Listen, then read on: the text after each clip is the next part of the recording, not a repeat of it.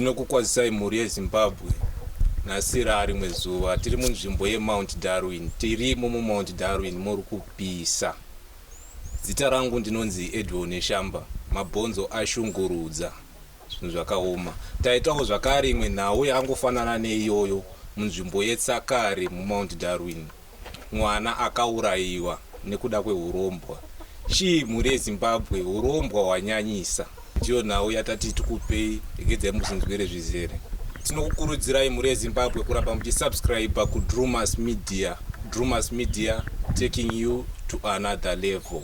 Tinoramba tichikuisai pachidanho chepamusoro-soro. Baba yamukumbirire mwana wanyu mvura kuti tikumbira kuti tingotaura newe. Toda kuti uzikane mukati menyika yese. Ezvino zviratidzire mukati menyika sekutudzwa kwawakaita apa. Mvura chikumbire. Yese kubatsirana kuwana matira.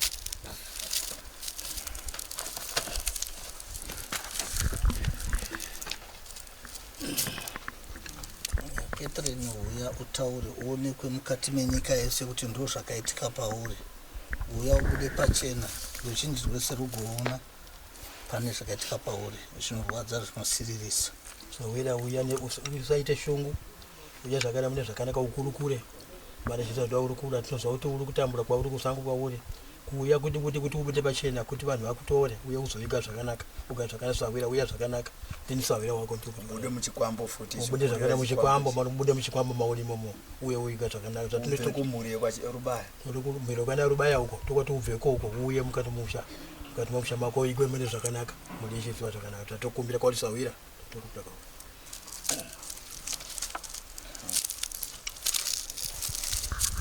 Aiswemo.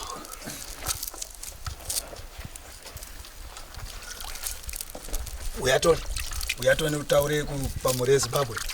Uyatoni. Catherine uya. Uyatoni. Zvakasvika. Uyatoni.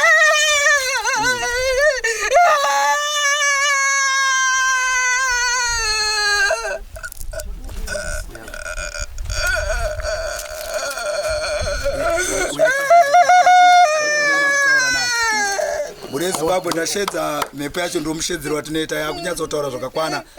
Saka chibvunzai zvenyu mashoko enyu kuti zvifambe zvakanaka. Uya zvakanaka zvawe. Uya zvakanaka. Uya ukurukure. Ukurukure wanda vada kuzwa zvakaitika pauri. Taura kuti wari chakaitika hama dzako zvichizvizwa. Vada kuzwa vakanaka. Zviro zvako usata zvako shungu. Zvinopera togogadzwa chipera. Wakafa uri mwana mudiwa afana kuona nyika wafana kuita zvakanaka. Moni dzako tinazo. Waikundinonokeya ndikuda kujoyoya chawiya wakandibuyisa mugona yayobaya ndaishanda ndichikwambo chake ndakatitola ichichi kumba uko zvawakanditakurira nayo rutundu yaneni mushawiya inini ndakauyayiwa ndakabowowa apa ndakauyayiwa ndakapichwa apa pazvizvangu ndakachekwa nayubaya nachimango wabama kundinonokeya ndakati picha ijeyo panatoka uya akashandiswa nayubaya achiyana chaakaja ndinikuwajiwa nekufa kwangu ndakachekwa nobanga ari kutariswa muchecho ndakafara mwana mudiki ndakachekwa zvangu ndikafa ndakatakuwa nababa wangu akati zvanzi andeyo notendewa yembe achimaiya wakanditakuya nayo ndiyo yakanga yakadegetewa nayubaya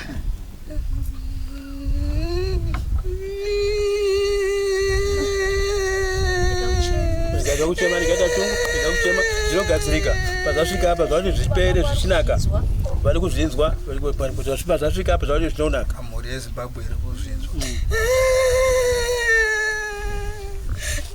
makagona kubuda ndakuda kuchoyoya ndaneta ndakashanda ndachine chii kune mombe dzakawanda kupi kwadziri zhiri kuyuwa kuruwa nechifuti tinokuenda chimwe chii zvakare nechii zvakare zvakawanda ngazvitaure kuti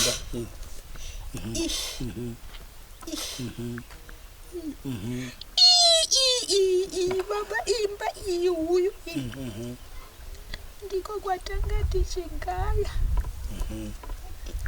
kuimba hombe kwamanga muchigara zvakanaka taigara kuimba hombe ana akuda kutituma tichienda taishanda ndichikwambo vakashanda muri chikwambo hongu pandakauyayiwa akabva apengecha munin'ina wake akapengesa munin'ina wake akachozvichungiyeya ndiye wandakanga tichichanda naye achindinowachiwa nekuti akatora pfungwa chafuya njichi fuya njichi anova ndiye mwana wemumwe chete akaberekwa natete vangu wani munotauya muchiti akauyaya nakanekundiuyaya ndokauya achikuti tanga tichichanda teche tarikuchanda teche natoka tirikuchanda tese natoka akaitirwa uchinye anga asichamudi ana kumuduya achikuti angati ndinoda kuita mai naye wapedza kuchema usacheme zvako kurukura upedze kutaura zvose wada kurukura zvese notenda kuti hama yako tete wakada kukuraya chekuti baba wangu wandichoyoje baba wangu kana wakatoa gona yekumba uko takatakuwa nayo namukanya achinga wabvise chiri pana dhoka ichi wabvisa chiri pana dhoka chiri pana dhoka chindo chikuda kubviswa chikabviswa ichocho nekuti yubaya ikuda kutouya yadhoka ndati yubaya mukamuona auyi handidi kuti achike pamba penyu baba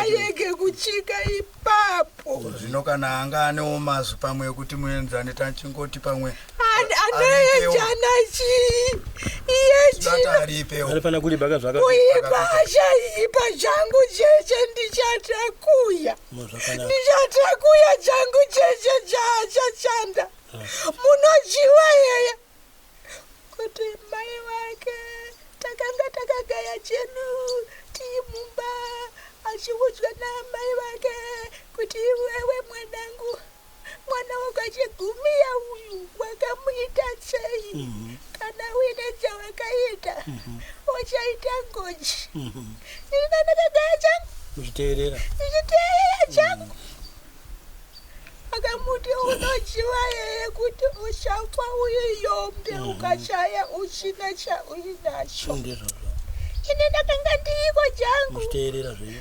ndokakakakayabwakakaye ndaida kubvunza kakuti kune hanzvadzi yarubaya uyu tipo urikuendako herewe tibhedza ichi baba ichi muone tichaenda tichaenda atatu kuti chakuyo kuti baba tinoenda sekuru nababa chii chakaitika pana sekuru wako nababa wako iyoyo akauyayiwa zvanga chabatanawo nechekumwe chakwenyu kwakayombewa unochichiva handizvizivi kunde ndiri mwana. handidi changu kutauya jakawanda.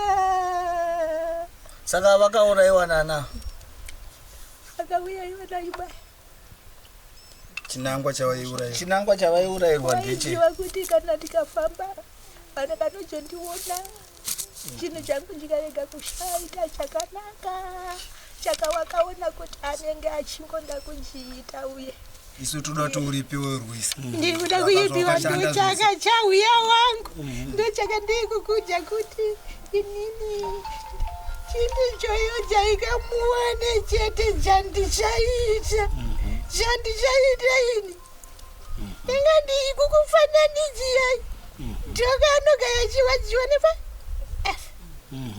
anogaya chiwadziwa nepa ndikuwaja ndinenge ndichida kukudzai kuti ndicho nzvimbo chandakachera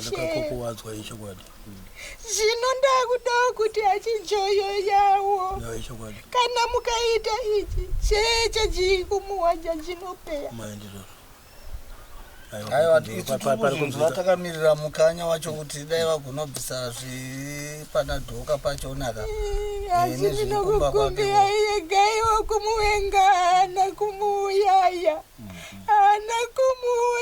dhoka uyo akatoshandiswa akatoichiwawo mushonga kuti atadze kudziwa chari muri kudziwa here kuti icho pfungwa chadhoka chiri mugono kwandi dhoka ndiye akasarudza murume ati pabasa rese totadza kumuenda sei anongoyowawo achingaziye kuti ndicho chaari unochidziwa munhu kana uchiyoya kana imi mukayoya mukaji munenge muchidziwa yeye kuti anouya kana kuti anoyoya saka idzo chamuripisa futi rubaya racho nokusenzesa kwaakaita mwana wakwachigumira pfungwa chadzoka chiri umu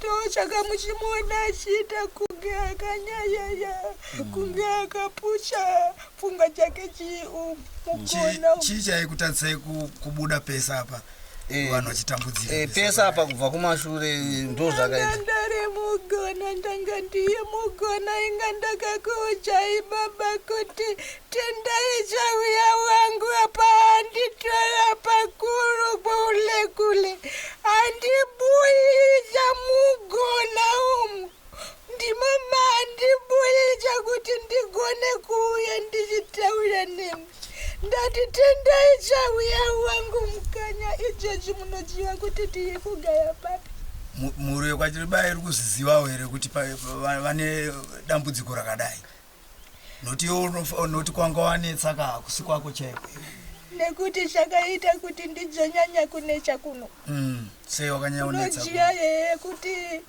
yubaya akandiudza kuti apa baba wangu motikari pavakauya nayo motika iyoyo akavapa munhu wavakauya naye iyeye ndiye akauya akandibereka ndochaka muchinjwa kuti baba wangu ane muposhi uyu kuwateya saka iwonderera pane zvinhu zvese aitoda kuti uyu akafa mota iyoyo yaikenge ichifanirwa kunge yakauya yaa kubuyikija nekuti vaienda vachitsvaga mai vakatengesa zvinhu zvavo vachiti tachaya kwatinowana mai yakanaka vakaenda kuna yubaya akapuwa mai akatenga mota achiti tatenga iwo achiti ndapuwa ini ndakaudzwa kuti ndababa wako nekuti aitauya nenika baba wako ndawapa motika tazvinzwa ipapo kusaka kwaribaya vari kuziziva here kuti vane mhosva yako vamwe vacho vari kuzizivawo here kwaribaya vanodzidziwa saka iye rubaya zvaakataura neni nezuro pafoni achiti ari kuda kutaura neni achada kuzoya kunoko iwe uri kuti chiinazvo nditsokona kweda kana achiuya kuno ngaachike pano pana mukanya ndinomunyadzicha inini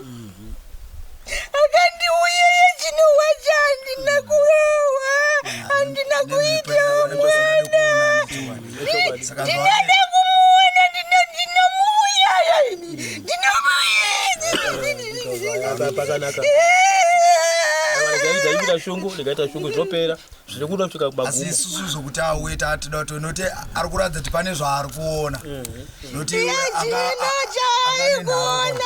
chaikuona changa achita chauyewa mukunda manje wamukunda manje abweka akuriwa wamukunda manje ari kuvichauye Shawira, Almashure kwenyu huko.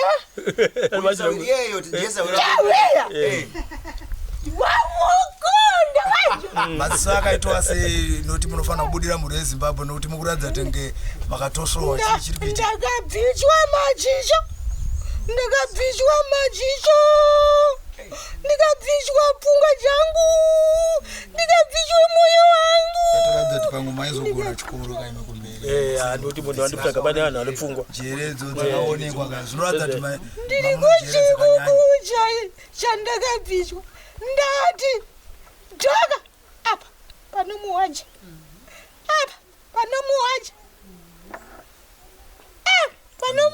madziso anomuwaja. Saka zvinosiririsa saka toda kuti uripiwe mhuri kwa Chigumire iripiwe kuti ukwanise kuzorodzwa. Ndifunga uchabatana na Mukanya nomweya zvotungamira kuti uzorodze mashoko enyu. Ndifunga tamanzwa kana muri weZimbabwe ari kuzvinzwawo kuti zvigone kuitika. Chikuyu chikumba uku ndicho chine chimbaguyu.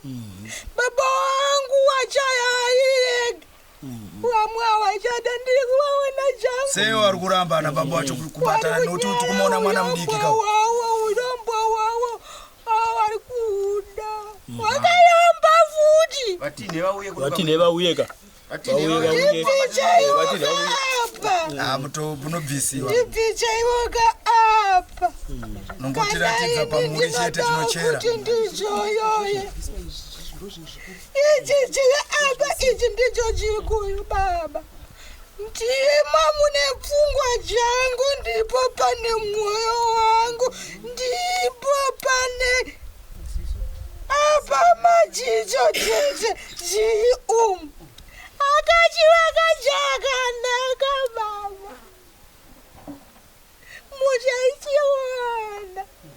Muchachiwana chinhu chacho. Tachida kuti mimi watendewo kaimimi baba waka mungona watungamira sereka. Baba wangu ndinovatenda nekuti kana wakaita ichochi vachayopa vacho vaikuwayamba vachauya pahari. Ndiri kuda kuti mukachoyoja ichi ndipo pane kuchinunguwa kweshe kwa baba wangu nehama dzangu kunyange vanga vachiti dhoka muyoyi dhoka yoye asi kuti akashandiswa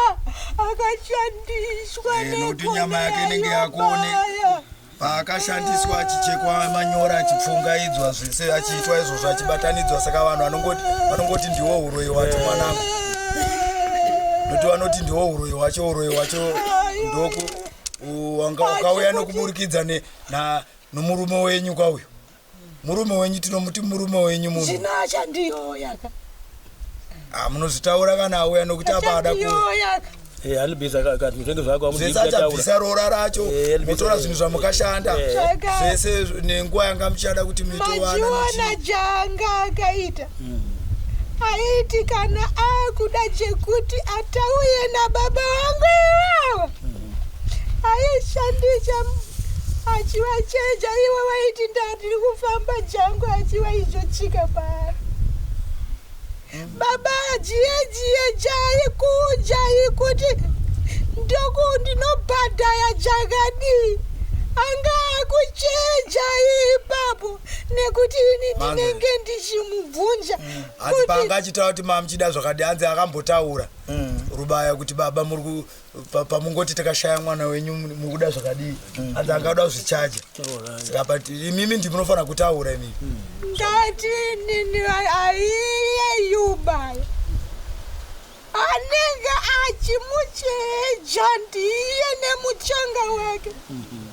Muri kuchiwana ichi chake chanotaita ichi chakujima girazi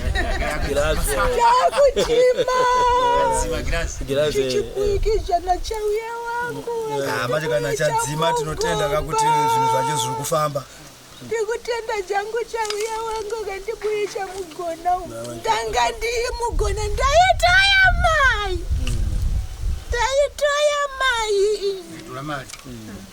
maitora nzvimbo dzipi nedzipi pamaishandiswa muchinzi nemotora mari kana machitoro makuyo kana chi masitoro makuru aitira masupermarket kana munochengeterwa mai kana mabengi taitoya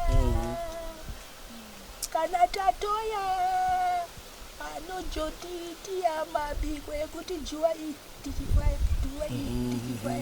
vaitwe chine chimabika yacho kune kwaijiwa imi nemuchitoro jawo here futi pa ndikatisingajezedotere vashandi kaziti vashandi chete havadyi 3-4 days vaita mabiko shamwari dzake nechamwari chake achifara achitapeja kudayo wanofa yobaya kwakafiwa here kwari baya kuri kufiwa ndisakazikuda chimba yakadaika yandanga ndichiita nekutanga chiti ndikauya aiuya achipopota ndikauya aipopota nekuti ndanga ndikugona zvino apa ndakudabuyishwa mugona ndabuyishwa tiri kuda kuti chimba iyi apapo ibvichwe chauya nditi unodziyaziya chati munotitungamira munotiradza kuti ndiri apa ndiraatozvinobvisika ndibvichewo chauya ndibvichewo ndichijoyoya ndibvichewo ndichijoyoya nekuti iyi kuyamba ichi popota kuti tiikuda kuchoke ini yubaya ndakamuja kuti ndakuyenda kumusha kwangu ndakuenda makamuoneka manje ndakamuja chaka aikuti ndiikuda kuwe ngabvishe pfungwa jeuyu ngabvishe pfungwa javuya njichi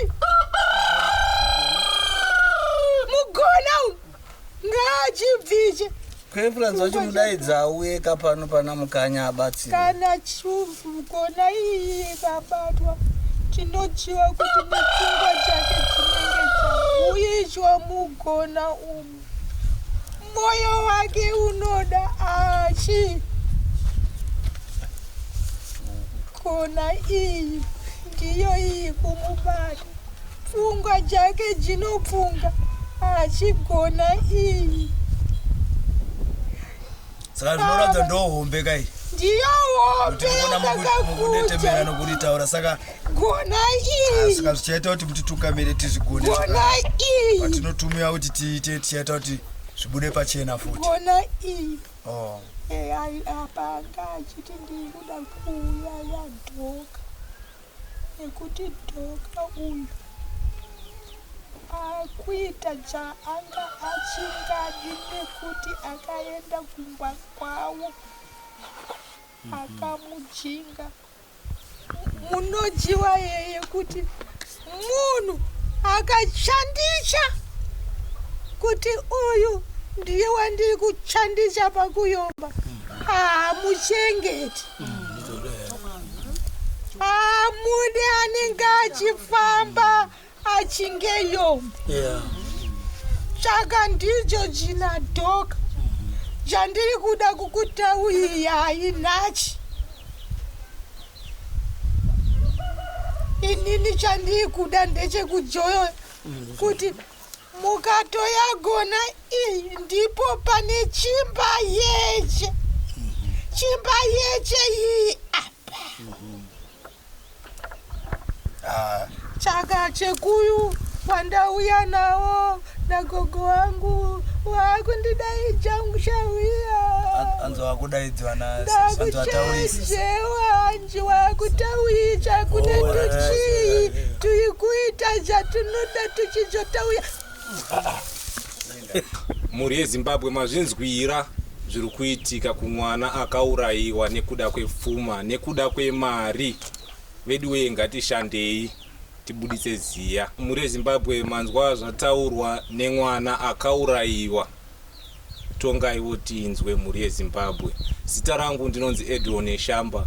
Tinokukurudzirai kuramba muchisubscribe kuDrumas Media. Drumas Media taking you to another level. Goodbye my friends. Goodbye my friends. Wakamboonana tichazoonana nerimwe zuva hama dzangu. Goodbye my friends. Goodbye my friends. Wakamboonana tichazoonana nerimwe zuva hama dzangu. Ini ndokwenda kubasa kwangu. Iwe makiwe mkaranga.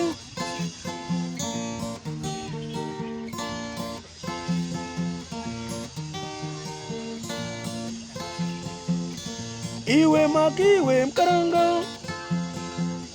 Iwe makiwe mkaranga.